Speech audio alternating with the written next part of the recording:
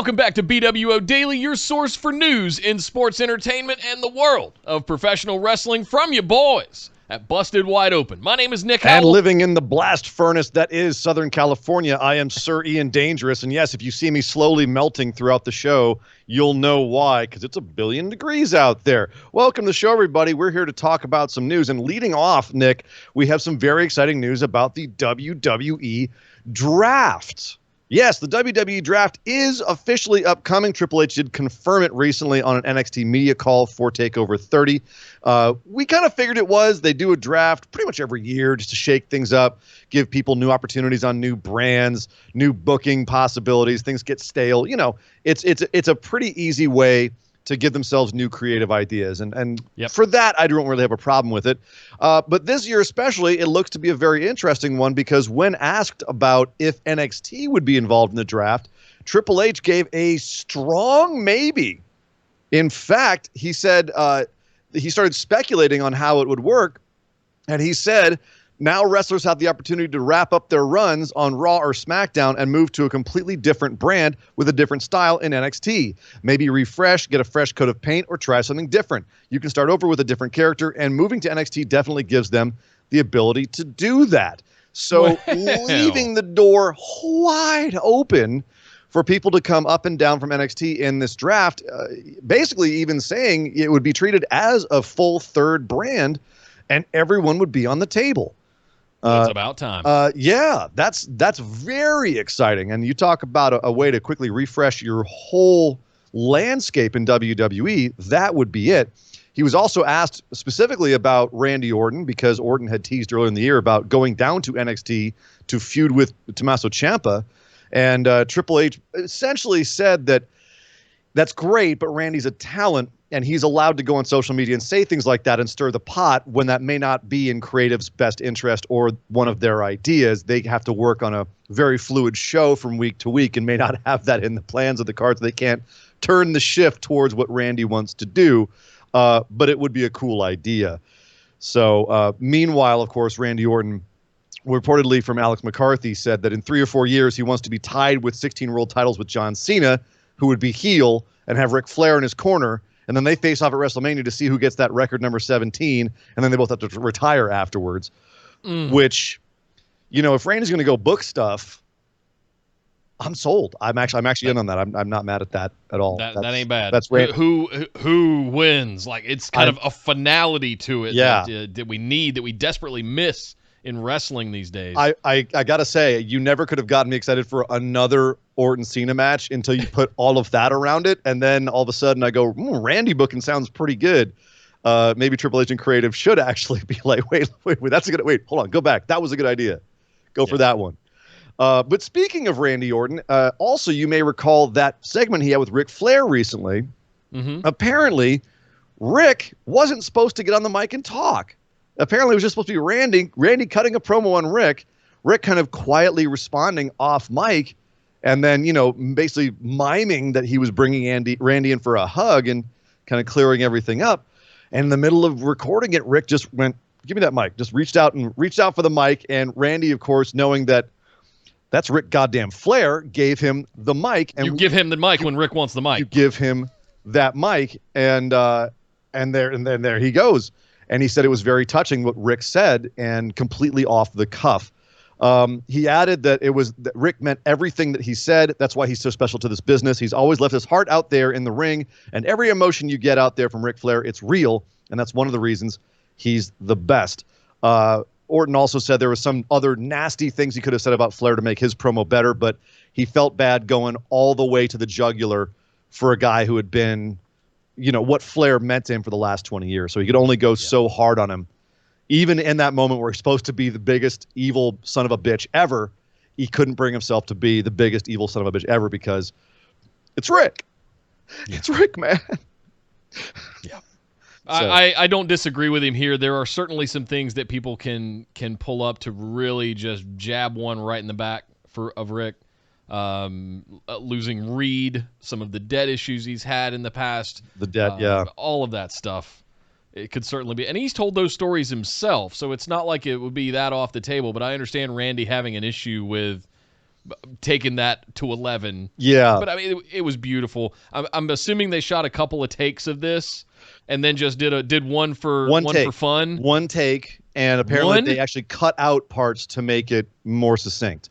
They actually cut out stuff, but that was it. That was one. Oh God, Trips! Please put the full unedited one on YouTube. Yeah, that'd be interesting. What are we asking Trips about? Or Kevin Dunn. I don't know. Whoever. Well, to actually clarify who's in charge of what over in WWE, we did get some clarity on that this week. According to Wrestling Observer, Bruce Pritchard is actually not the guy who's really running creative right now. In fact, that's supposedly Ed Koskey, who's the driving force behind creative in WWE. Bruce, while still technically head of creative among his many other hats, is actually more of, in my words, I would say kind of the grease man. He's the guy who keeps everything running. He's the communicator. He talks to all the different Hydra heads of WWE and keeps them on the same page. He's a filter between Vince McMahon and creative. And he's also talking to everyone in the different departments, marketing, the networks. He talks to the networks a lot, and he keeps everyone on the same page. If a superstar is coming back, which these days is a fairly like regular strange occurrence, like you never know who's going to be where, when, or why. He's the one who's keeping everyone on the same page. If Apollo's out for whatever reason, COVID, then he's the guy who tells everyone, hey, okay, pull this back here, keep the Roman stuff off of TV because we're not trying to promote Roman right now. This superstar is coming back. Make sure we have enough toys and merchandise for him, for that, for him or her, so that we can sell that when they're back. Keeping with the video game company. So he's basically talking to everybody, and keeping everyone in the loop, which, as you can imagine, would be pretty exhausting. It's why they said they might bring in Shane McMahon to help with the creative process to take some of the weight off of everyone else who's running around. Yeah, crazy.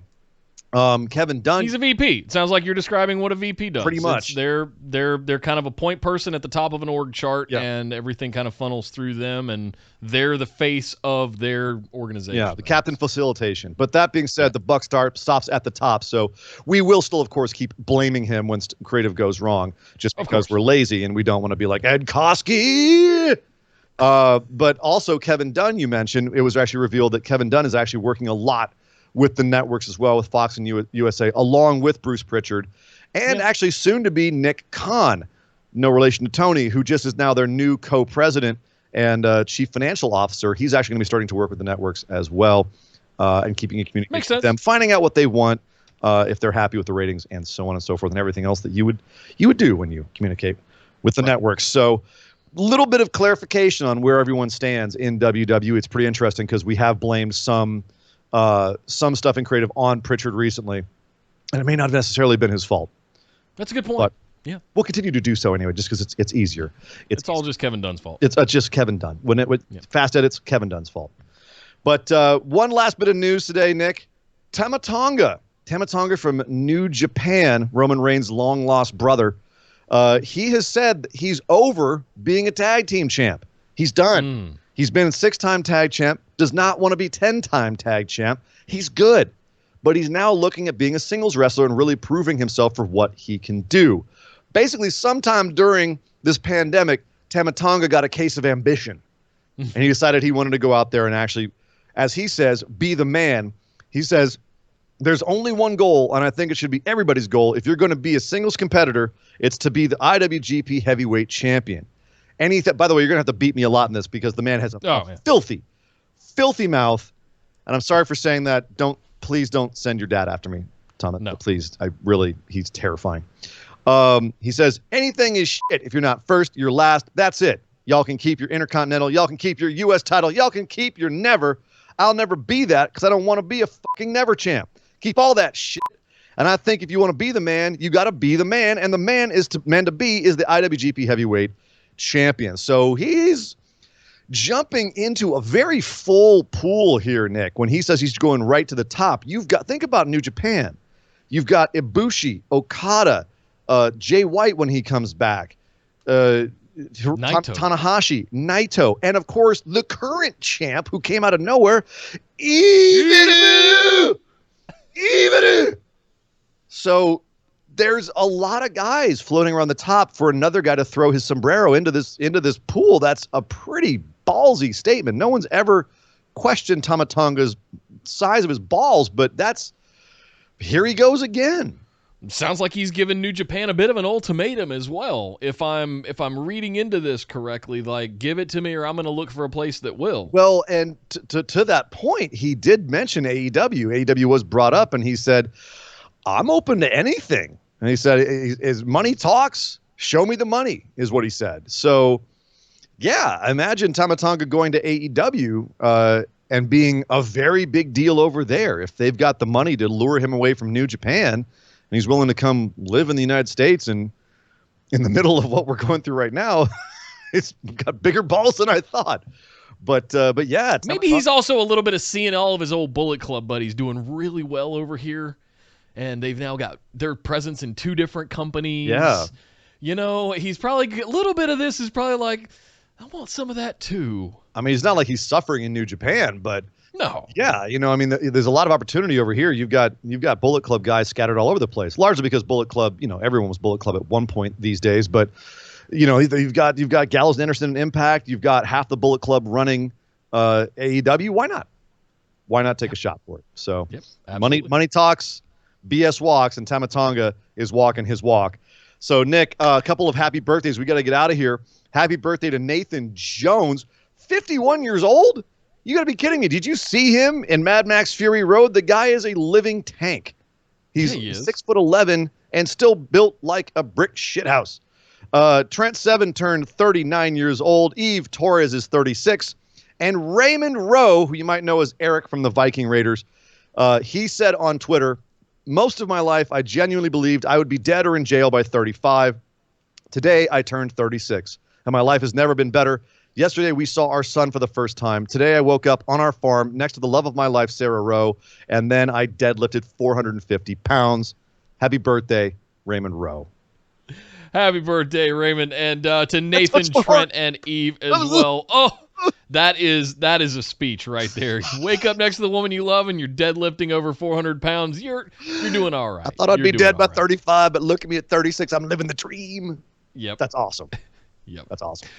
Well, thank you very much, Surrey and Dangerous, for all of that fantastic news, and thank you guys for tuning in for another episode of BWO Daily. We have got an insane weekend packed full of stuff, kicking off tonight with the go-home show for SmackDown, heading into SummerSlam on Sunday.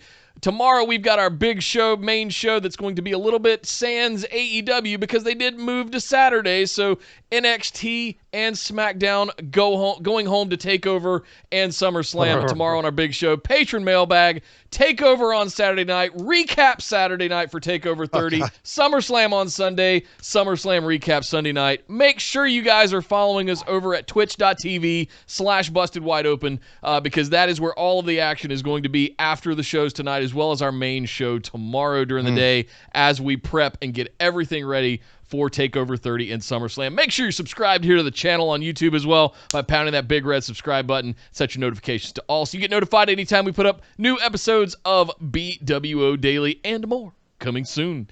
But my name is Nick Howell. You can find me on Twitter at DataCenterDude. And I am Sir Ian Dangerous. You can find me on Twitter at Sir Ian Dangerous. And we will see you guys next time.